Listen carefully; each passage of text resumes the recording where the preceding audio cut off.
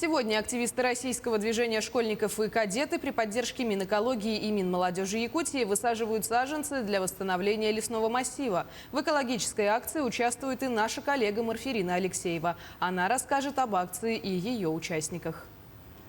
Надежда, приветствую. Всероссийская экологическая акция «Экодежурный по стране» проводится в два этапа, 2 раза в год в текущем году. Первый этап прошел в апреле этого года. В акции приняло участие 60 тысяч школьников со всей страны. Было собрано 60 тонн мусора. Сейчас в этой акции приняла участие и наша Якутия. Мы поговорим сейчас с Нургияной Владимировной. Она нам подробнее расскажет о том, кто принял участие в акции и что у нас здесь происходит. Здравствуйте, Нургияна Владимировна. Здравствуйте. Расскажите немного подробнее про акцию.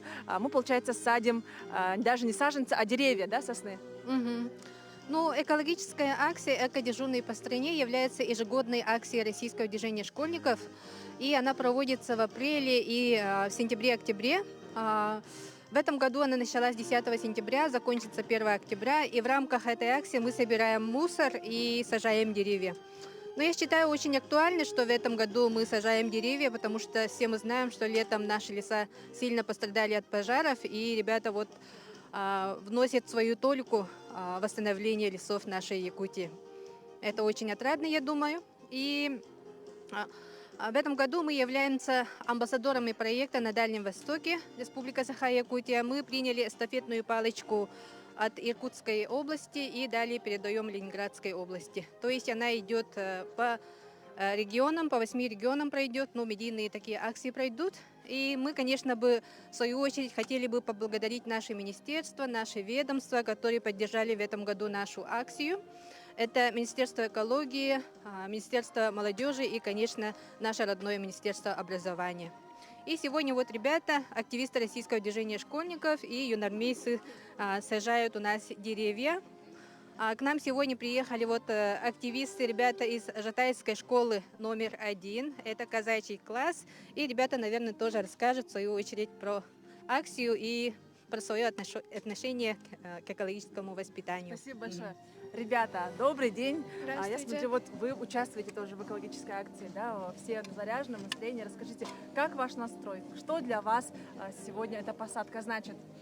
Это очень важный день, потому что многие леса сгорели, и мы хотим помочь посадить деревья.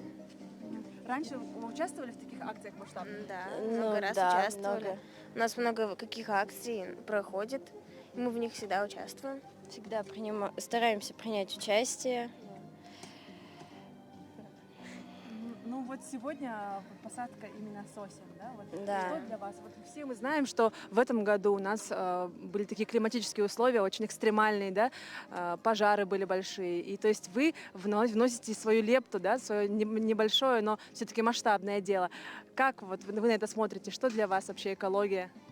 Экология. Мы стараемся восстановить лес, потому что очень много сгорело лесов, даже животные некоторые сгорели вместе с ними. Ну к нам присоединился еще молодой человек. Скажите, Здравствуйте. Как настроение, как сегодня? Положительно, потому что садим деревья для нашей природы, для наших лесов, чтобы животных стало больше, и чтобы развивалась Якутия. В нашем классе много таких было участий при посадке деревьев.